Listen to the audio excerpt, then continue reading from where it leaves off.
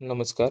ARS ऑटोवर्कच्या या व्हिडिओमध्ये आपण बघणार आहोत, इनव्हॉइस क्रिएट केल्यानंतर पेमेंट कसं घ्यायचं आहे आणि जर कोणी उधारीमध्ये गाडी घेऊन जात असेल, तर ती उधारी कशी ॲड करायची. सो फॉर एक्झाम्पल, इनव्हॉइस क्रिएटमध्ये आता 2 कस्टमर आहेत, अधिक शिंदे आणि ओंकार माने. सो अधिक शिंदे कस्टमरनं जर फुल पेमेंट केलं, तर तुम्हाला सिंपली पे बटनवरती क्लिक करायचं आहे. पेमेंट मोडवरती तुम्हाला कॅश की UPI, credit card, debit card, DD याप्रमाणे सिलेक्ट करायचं आहे. जनरली कॅश किंवा यू-पी-आय असतं. यांनी मला यू-पी-आय केले होते ₹750 आणि सेव्ह बटन.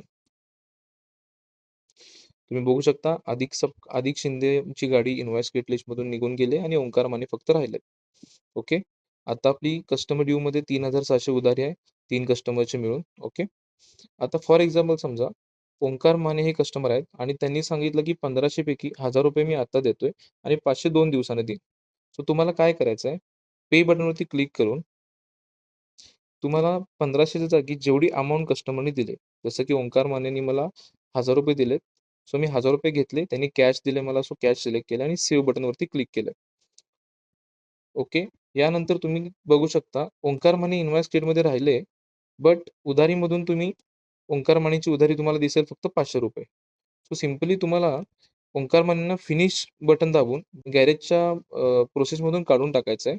ते तुमच्या इन्व्हॉइस स्टेटमधून गेले आणि ऑटोमॅटिक उधारीमध्ये जाऊन पडले. त्यानंतर जेव्हा ओंकार माने येतील 2 दिवसांनी किंवा 3 दिवसांनी, तेव्हा तुम्हाला सिम्पली कस्टमर ड्यूवरती क्लिक करून ओंकार मानेवरच्या समोर पे बटनवर क्लिक करायचं आहे.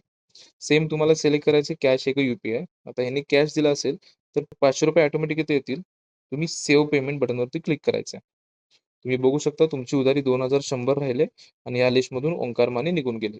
एवढ्या सिंपल प्रकारे आपण उधारी घेऊ शकतो.